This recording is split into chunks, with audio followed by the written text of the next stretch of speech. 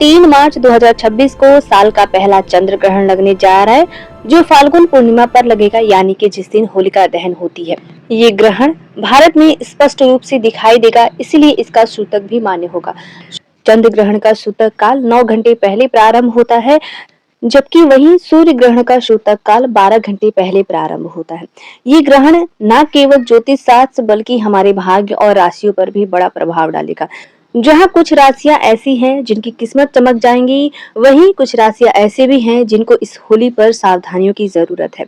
जो चलिए आज हम जानते हैं कि कौन कौन सी राशियां हैं जिनको सावधान होने की जरूरत है। साथ ही हम जानेंगे कि सूतक काल का समय क्या रहेगा, ग्रहण कब से प्रारंभ हो रहा है, कब समाप्त हो रहा है। हिंदू पंचांग के अनुसार ये ग्रहण फाल्गुन पूर्णिमा के दिन लगेगा।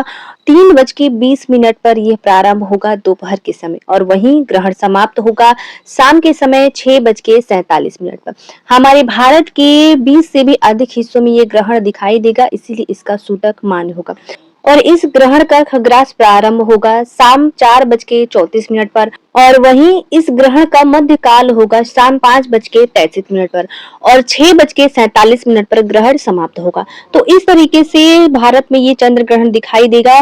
जब भारत में ग्रहण दिखाई देगा उस समय पे लगभग ग्रहण समाप्त हो रहा होगा, यानी कि भारत में चंद्र उदय शाम के समय होगा 6:20 पर।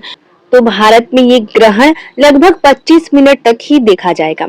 भारत के अलग अलग हिस्सों में अलग अलग समय पे चंद्र उदय होता है, 2-4 मिनट ऊपर नीचे हो सकता है, लेकिन जो एग्जैक्ट टाइम है वो 6:20 पर ही चंद्र उदय हो जाएगा। ग्रहण का सूतक काल प्रारंभ होगा 3 मार्च दिन मंगलवार को सुबह 6:20 पर। ग्रहण समाप्त होने के साथ ही सूतक काल भी समाप्त हो जाएगा। तो ऐसे में जो भी हमारे पूजा पाठ वाले कार्य होते हैं वो ग्रहण के समय पे नहीं किए जाते हैं, क्योंकि ज्योतिष शास्त्र में ग्रहण को बहुत ही अशुभ माना जाता है। तो जितने भी पूजा पाठ के स्नान दान वाले पूर्णिमा के कार्य हैं वो हमें सुबह 6:20 से पहले ही सब कुछ समाप्त कर लेने हैं। ग्रहण के समय पे ना ही हमें भगवान की मूर्तियों को छूना चाहिए और ना ही किसी पूजा पाठ की सामग्री को हम छू सकते हैं। मानसिक रूप से मंत्र जाप करना, दान करना, ये ग्रहण में बहुत ही शुभ माना जाता है।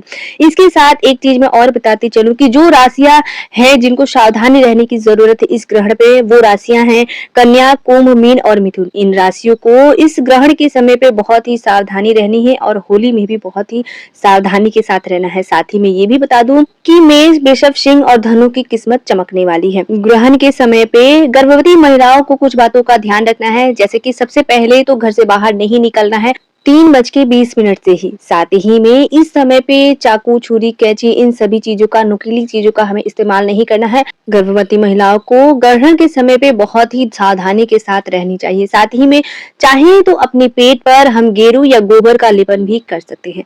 तो आशा करती हूँ आज का वीडियो आप लोगों के लिए हेल्पफुल होगा। वीडियो को लाइक, चैनल को सब्सक्राइब जरूर कर दें। जय श्री राधे।